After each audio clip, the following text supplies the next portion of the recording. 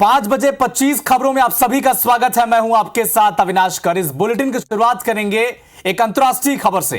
पाकिस्तान में मसूद अजहर, एक खूंखार आतंकी, इसकी हत्या की खबर अब सामने आ रही है। सूत्रों के हवाले से यह खबर हमें मिल रही है, अज्ञात लोगों ने मसूद अजहर को बम से उड़ा दिया है।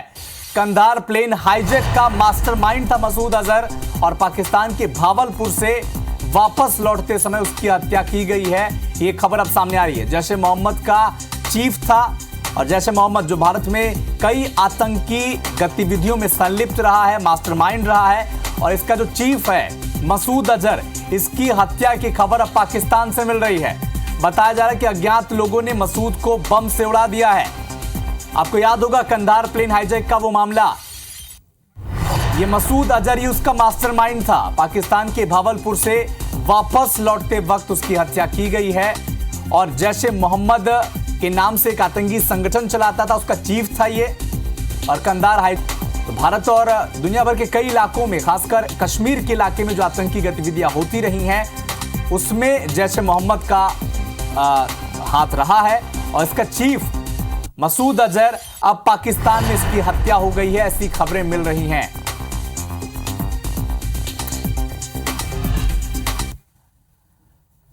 चलिए रुक करेंगे कुछ और खबरों का, बढ़ते हैं आगे। तो इधर उज्जैन के इगरिया गांव में नए साल के दिन पत्नी ने पति को और जेठ को गोली मार दी। कुल 6 राउंड की फायरिंग की उसने, जिसमें पति की मौत हो गई। वहीं घायल जेठ ने अस्पताल में दम तोड़ दिया। बताया जा रहा है कि आरोपी महिला, जो सविता उसका नाम था, उसने अपने पति और जेठ के बीच विवाद हो गया था और देसी कट्टे से 6 राउंड फायरिंग की उसने, जिससे उसके पति के सिर में गोली लगी, मौके पर ही मौत हो गई। जेठ के भी सिर पे गोली लगी है, लेकिन अस्पताल में इलाज के दौरान उसके जेठ ने दम तोड़ दिया। यानी अपने पति और जेठ की गोली मारकर सविता ने हत्या कर दी। और इसके बाद जो तस्वीर आप देख पा रहे हैं, हाथ में देसी पिस्टल लिए वो थाने पहुंची, सरेंडर किया। और बताया जा रहा है कि इससे पहले भी जेठ के खिलाफ उसने शिकायत की थी, केस दर्ज करवाया था। पारिवारिक विवाद के चलते इस पूरी वारदात को अंजाम दिया गया है, ऐसा बताया जा रहा है।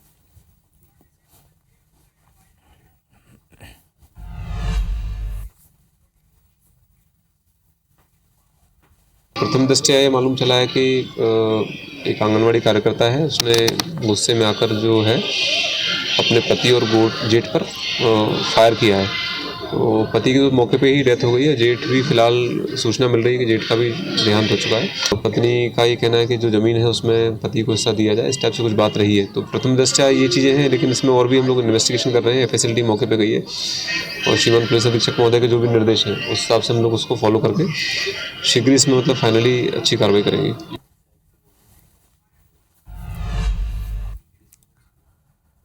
तो मुख्यमंत्री डॉक्टर मोहन यादव आज खरगोन पहुंचे। सीएम ने यहां पे रोड शो किया और इसके बाद सभा को संबोधित किया। डॉक्टर मोहन यादव ने आज ही खरगोन में 180 करोड़ से ज्यादा रुपए के विकास कार्यों का शिलान्यास और लोकार्पण भी किया। अपने संबोधन में डॉक्टर मोहन यादव ने यह कहा कि निमाड़ का विकास हर हाल में होगा। सीएम ने यह भी कहा कि मध्य प्रदेश में कोई भी योजना बंद नहीं की जाएगी, सभी योजनाएं चलती रहेंगी। योजनाओं के लिए सरकार के पास पर्याप्त धनराशि है और सीएम ने जिले को नया रेल मार्ग देने का आश्वासन भी दिया है। तो अयोध्या में नवनिर्मित राम मंदिर का लोकार्पण होने जा रहा है। इसके लेकर देश भर में निमंत्रण का क्रम चल रहा है और इसी कड़ी में सूबे के डिप्टी सीएम अरुण साव आज निमंत्रण लेकर बिलासपुर के तिलक नगर स्थित राम मंदिर पहुंचे।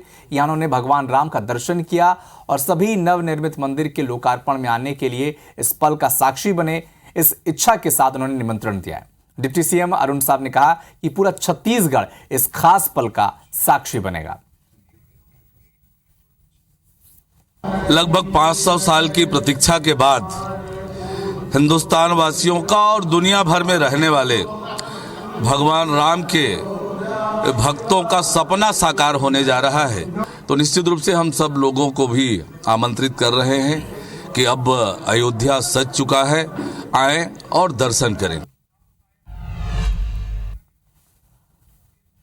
पूर्व मुख्यमंत्री भूपेश बघेल ने मजदूरों को कंबल वितरित कर आज नया साल का जश्न मनाया है। नए वर्ष को लेकर सीएम भूपेश ने कहा कि हर साल मजदूरों को कंबल बांटते हैं। देश के निर्माण में श्रमिकों का महत्वपूर्ण योगदान रहा है। नए साल की शुरुआत हर साल हम यहीं से करते हैं। उन्होंने ये भी कहा कि 14 जनवरी से राहुल गांधी न्याय यात्रा की शुरुआत कर रहे हैं और हम सभी उसमें शामिल होंगे। प्रदेश के लोगों को भी जोड़ेंगे। राम मंदिर में जो श्रेय है ये राजनीति पर जो किया जा रहा है, इस पर सीएम भूपेश बघेल ने कहा कि सुप्रीम कोर्ट के निर्देश पर राम मंदिर बना है। राजीव गांधी जब प्रधानमंत्री थे तब उन्होंने कोर्ट के आदेश को वैसे ही लागू किया था।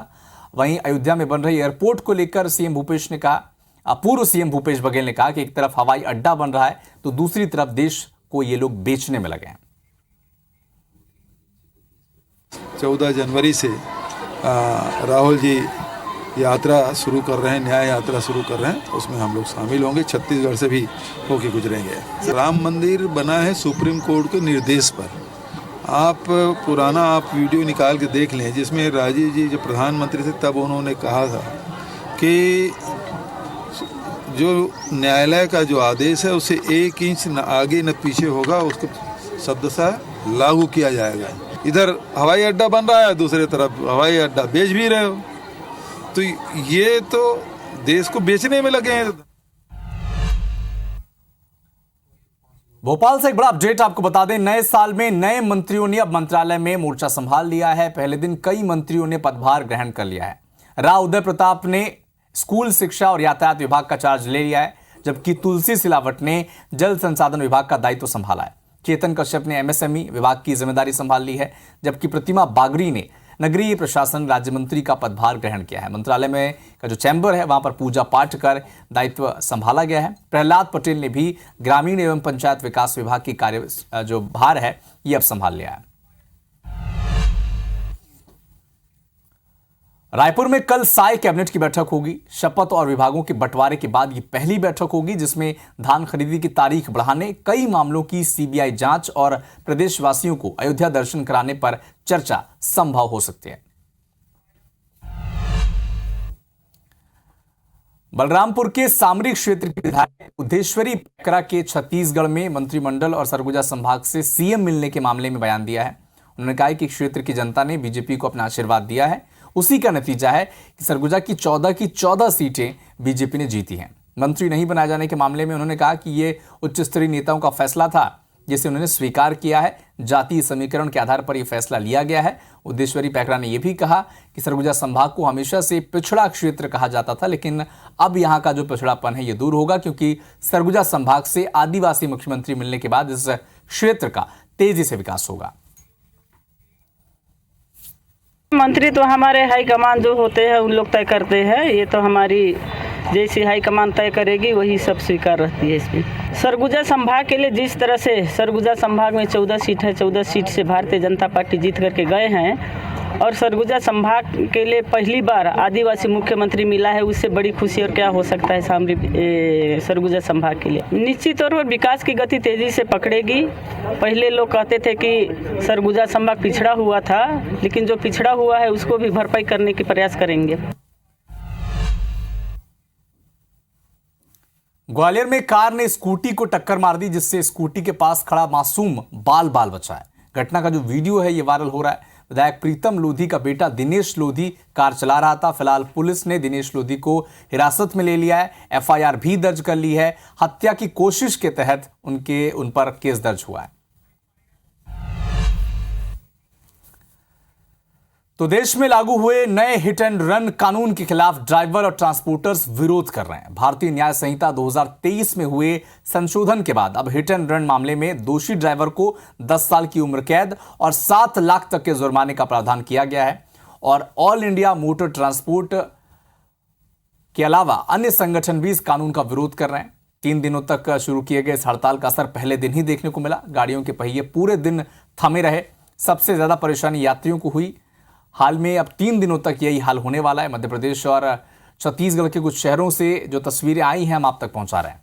यात्री दिन भर भटकते रहे, लेकिन जो बस के ट्रांसपोर्टर्स हैं, मालिक हैं, उन्होंने स्ट्राइक रखी है, बंद रखी है। और नए हिट एंड रन कानून में जो संशोधन हुआ है इसका विरोध किया जा रहा है और कानून को वापस लेने की मांग भी लगातार हर जगह से कमोबेश उसी तरह की तस्वीर सामने आ रही है।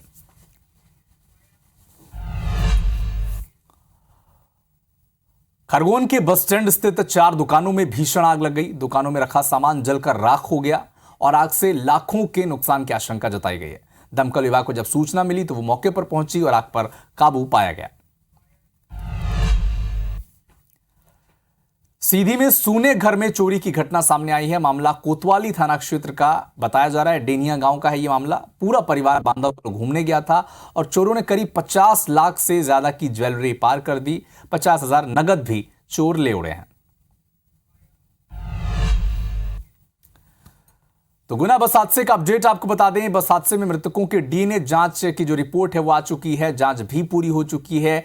एसपी को 11 शवों की डीएनए जांच रिपोर्ट सौंप दी गई है और इस बस हादसे में 13 लोगों की मौत हो गई थी, 16 लोग जख्मी हुए थे, जबकि 11 लोगों का पता नहीं चल पाया था। डीएनए रिपोर्ट के आधार पर अब जो डेड बॉडी है ये परिजनों को सौंपी जाएगी।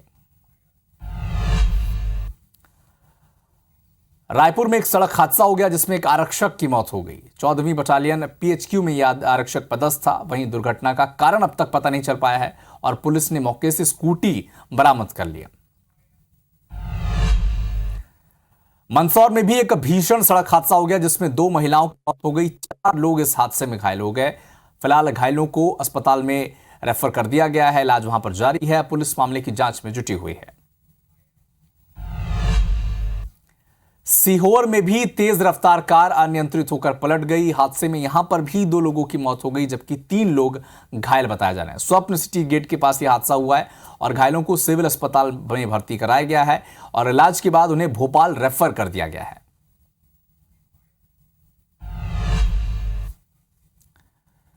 हादसे से जुड़ी एक और खबर झारखंड के जमशेदपुर से, जहां पर रफ्तार का कहर देखने को मिला। डिवाइडर से एक तेज रफ्तार कार जा टकराई। कार सवार 6 लोगों की दर्दनाक मौत हो गई जबकि 2 लोग गंभीर रूप से घायल हैं। छत्तीसगढ़ के राजिम शहर में एक बड़ा हादसा हो गया। ग्राम रजकट में एक गैस सिलेंडर फट गया। सिलेंडर में रिसाव के चलते ब्लास्ट हुआ जिसमें किचन में खाना बना रही महिला की मौके पर ही मौत हो गई। फिलहाल पुलिस वहां पर मौजूद है। मामले की जांच वो लगातार कर रही है।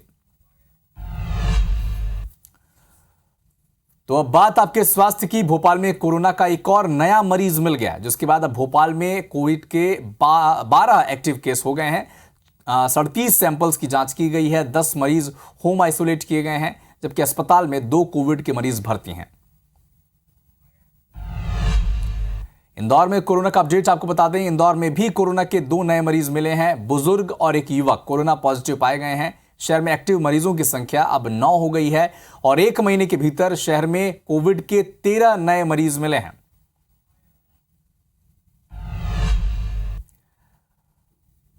और छत्तीसगढ़ में भी अब कोरोना पैर पसार रहा है। प्रदेश में कोरोना के 8 नए मरीज मिले हैं और रायगढ़ में सबसे ज्यादा कोविड के मरीज हैं। रायगढ़ में पॉजिटिव मरीजों की संख्या 30 तक जा पहुंची है और एक्टिव मरीजों की संख्या 71 तक जा पहुंची है। अंतर्राष्ट्रीय खबरों से भी आपको रूबरू करा दें। पश्चिमी जापान में 7.5 तीव्रता का एक भूकंप के झटके वहां पर महसूस किए गए। भूकंप के झटके नॉर्थ सेंट्रल जापान में महसूस किए और इस भूकंप के आते ही सुनामी की चेतावनी भी जारी कर दी गई है। सुनामी की चेतावनी के लोगों से अब इशिकावा, निगाता, तोयामा, यामागाता प्रांतों के तटीय इलाकों को जल्द से जल्द छोड़ने के लिए कहा गया है। आशंका है कि इशिकावा में नोटो प्रायद्वीप के नजदीक जो समंदर है वहां पर 5 मीटर तक की लहरें देखने को मिल सकती हैं। और अब बात नए साल की। देश भर में नए साल का उत्सव अपने चरम पर है। अलग अलग शहरों में लोग अपने अंदाज में इसे मना रहे हैं। नाच गाने पर झूम रहे हैं, पटाखे जला रहे हैं। देश की 8 जगहों की ये अलग अलग तस्वीर आपके सामने है। देर रात से जश्न की तस्वीरें आनी शुरू हो गई हैं। छतरपुर, इंदौर, उदयपुर, राजस्थान का उदयपुर और उत्तर प्रदेश में गाजियाबाद, गुजरात के सूरत शहर की तस्वीर आप देख पा रहे हैं, जबकि दक्षिण भारत के कर्नाटक राज्य की हुबली शहर की तस्वीर आप देख पा रहे हैं।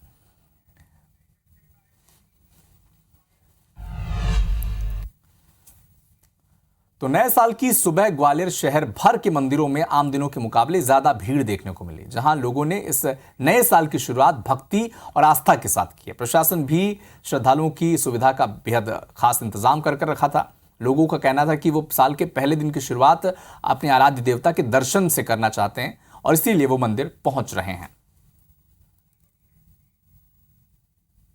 सब लोग यही मांगते हैं बाबा से कि नया साल उनके जीवन में नई खुशहाली लेके आए, सब लोग निरोगी हों और सबके जो बाबा हैं जो कष्ट दूर करें। भोले बाबा के दर्शन करके और जीवन में सब कुछ अच्छा हो। ये साल बहुत अच्छा निकले हम लोगों का। आज क्या है कि सोमवार भी है और नया वर्ष भी आज से प्रारंभ हुआ है अंग्रेजी उसके हिसाब से, और बाबा के भक्त जो है अपना जो है नया वर्ष मंगलमय करना चाहते हैं। बाबा के लिए कोई कठिनाई नहीं है, बाबा के लिए तो लगे हैं लोग भक्तों में लाइन में। भीड़ कितनी है? बहुत एकदम नया साल फिर सोमवार और महाकाल के भक्त हैं सारे, तो आना ही आना है। नए साल पर हम बाबा महादेव के चरणों में अपना समर्पित करना चाह रहे हैं हम। और जैसा देखा जा रहा है ऐसा लग रहा है कि उज्जैन के महादेव हो, उज्जैन आ चुके हैं अपन। तो नए साल का आज पहला दिन है और ऐसे में पूरे प्रदेश भर से अलग अलग मंदिरों में भक्तों की बड़ी भीड़ देखने को मिली। राजधानी के प्रमुख मंदिरों में भक्तों की भीड़ दिख रही है। रायपुर के राम मंदिर, महामाया मंदिर, महादेव घाट स्थित हटकेश्वर नाथ मंदिर में भी भक्तों की भारी भीड़ देखने को मिले। तो पूरे देश भर में नए साल को लोग अपने अपने तरीकों से सेलिब्रेट कर रहे हैं। देश भर के मंदिर, प्रमुख तीर्थ स्थल, पर्यटन स्थल, यहां पर भीड़ लगी रही। लोगों ने भगवान के दर से अपने नए साल के पहले दिन की शुरुआत की। इन 8 तस्वीरों के जरिए आप समझिए कि अलग अलग धार्मिक स्थलों के दृश्य कैसे रहे, कैसे भक्त वहां पर पहुंचे और अपने साल की शुरुआत जो है वो इस अंदाज में की है।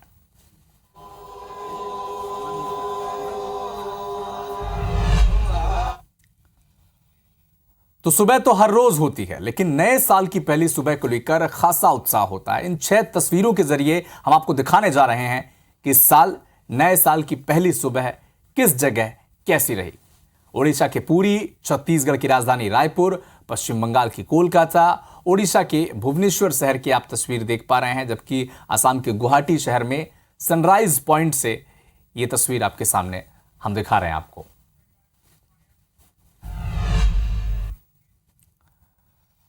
मध्य प्रदेश के मिनी गोवा हनुमंतिया टापू में पर्यटकों की धूम अब देखने को मिल रही है। सैलानी नया साल मनाने हनुमंतिया टापू पहुंच रहे हैं। जल महोत्सव की रोमांचक गतिविधियों ने पर्यटकों को खासा लुभाया है।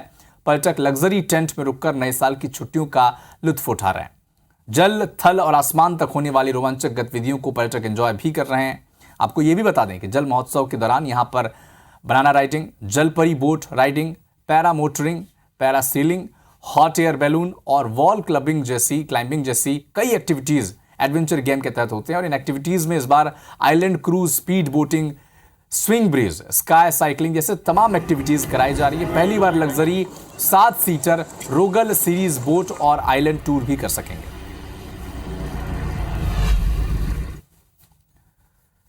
नए साल के अवसर पर गुजरात के लोगों ने Guinness book of world record में अपना नाम दर्ज कराया है। गुजरात के लोगों की इस उपलब्धि के लिए प्रधानमंत्री मोदी ने भी इसकी सराहना की है।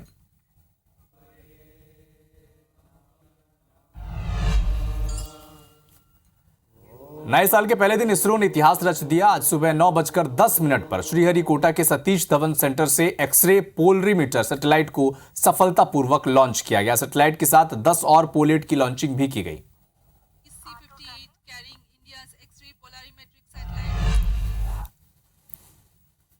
श्योपुर से चीता ज्वाला के शावक की तस्वीर सामने आई है। 9 महीने का शावक स्वस्थ है, जिसे बाड़े में देखा जा सकता है। भोपाल में नए साल में मौसम का मिजाज बदल गया है। प्रदेश के कई जिलों में घना कोहरा छाया है। ग्वालियर, चंबल, बुंदेलखंड में घना कोहरा छाया हुआ है। मुंबई की शबनम शेख श्रीराम भव्य मंदिर की प्राण प्रतिष्ठा में शामिल होने के लिए पैदल निकली हैं। देखा जाए तो श्रद्धालु मुस्लिम धर्म की हैं, लेकिन उनकी आस्था श्रीराम जी से ऐसी जुड़ी है कि वे अपने जन्म स्थान मुंबई से अयोध्या, जिसकी दूरी लगभग 1600 किलोमीटर है, पैदल अपने 2 मित्रों के साथ निकल पड़ी हैं। 2 साथी मित्र रमन शर्मा और विनीत पांडे की मुंबई से अयोध्या पैदल यात्रा कर रही हैं। देखिए, राम जी तो सबके भाई, देश भारत देश में हम रहते, पड़ोसी मुल्क पाकिस्तान में तो रहते नहीं है कि राम जी के बारे में गलत सलत लोगों को पता होगा।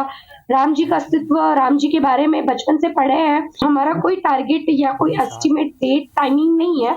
हम जब भी पहुंचेंगे, 2 महीना 3 महीना लगेगा, हम दर्शन करेंगे।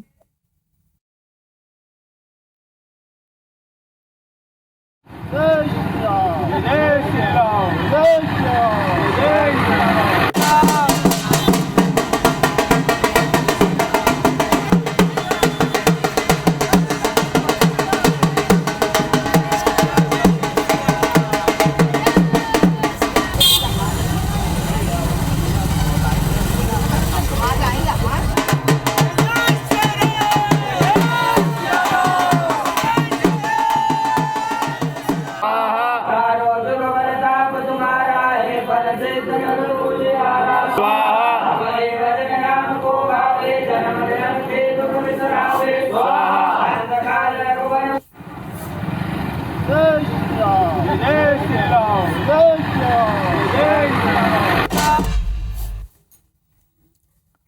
बहुरूपिया कला को प्रोत्साहित करने और विदा वर्ष को खुशनुमा बनाने के लिए उद्देश्य से सांस्कृतिक मंच मनेंद्रगढ़ ने रविवार को बहुरूपिया प्रतियोगिता का आयोजन किया। बहुरूपिया कलाकारों ने अपनी कला से नगरवासियों और बाहर से आए दर्शकों का भरपूर मनोरंजन किया। इसमें बाल विवाह, अपराध, नशा मुक्ति, भारत अभियान, स्वास्थ्य के लिए हानिकारक शराब, जय जवान जय किसान, कम उम्र में घर का बोझ उठाती नारी समेत कई सामाजिक मुद्दों पर प्रदर्शन किया गया, जिसमें पड़ोसी राज्य मध्य प्रदेश समेत कई प्रांतों के प्रतिभागी शामिल हुए। हम देखते आ रहे हैं और बहुत ही अच्छा आयोजन होता है यहाँ पर, और पूरे भारतवर्ष में इसका जो है प्रचार प्रसार होता है और बहुत दूर दूर से यहाँ पे लोग आते हैं। छत्तीसगढ़ के तो आते ही हैं, मध्य प्रदेश अपने लगा हुआ है, वहाँ से भी लोग आते हैं। बहुत ही अच्छा है, मतलब आसपास के एरिया से सभी लोग देखने के लिए आते हैं और सभी लोग बहुत इंजॉय करते हैं। मैं हर साल कोई ना कोई नया चीज़ लेके आता हूँ। एक संदेश मेरे एक्ट में ज़रूर रहता है। जैसे इस बार मैंने संदेश दिया था कि बाबाओं के चक्कर में मत पड़ो। मैंने बाबा बन के ऐसी चीज़ें करके दिखाई जो एक आम आदमी भी कर सकता है, कोई चमत्कार नहीं होता वो। आज तक से अभी पहला फर्स्ट प्राइज़ मिला है, वैसे द्वितीय 2 बार पाया हूँ और फिलहाल मैं 10 साल से इसी में बहुरूपिया बन रहा हूँ। बहुत ज़्यादा इसकी लोकप्रियता बढ़ गई है और मुझे ऐसा लगता है कि नगर के विकास के साथ साथ इस कार्यक्रम में भी इतने कलाकारों के द्वारा कार्यक्रम को हाईटेक कर दिया गया है। और बात यूपी अपडेट की।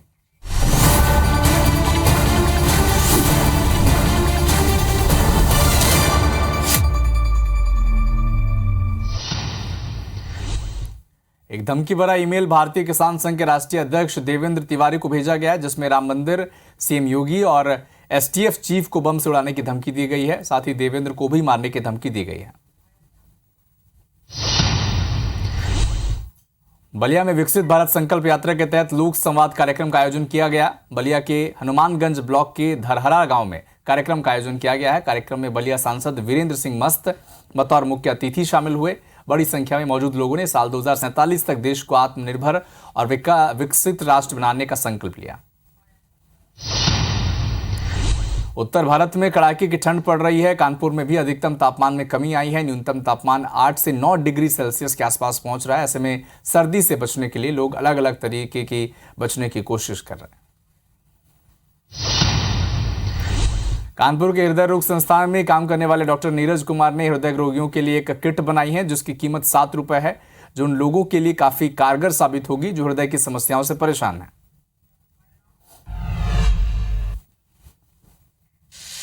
उत्तर प्रदेश और उत्तराखंड की हर खबर को जानने के लिए IBC 24 यूपी UK को सब्सक्राइब करें और नोटिफिकेशन बेल दबाना ना भूलें। तो फिलहाल इस बुलेटिन में इतना ही, लेकिन देश दुनिया के साथ MP और छत्तीसगढ़ के तमाम अपडेट के लिए आप देखते रहिए IBC 24। नमस्कार।